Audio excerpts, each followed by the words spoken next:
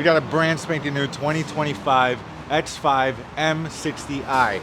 No more M550s, or there might be M550s, but this is an M60. So this still does have the V8 twin turbo, big ass muffler in the back, pretty standard for all X5s, X6s. Got the dual 3-inch piping here. Then what we did is deleted the resonator.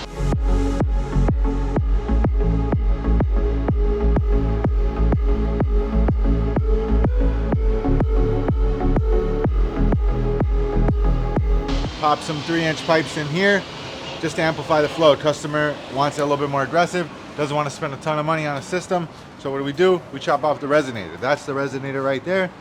So we're just trying to amplify some sounds. We get rid of this thing and we pop some pipes on it.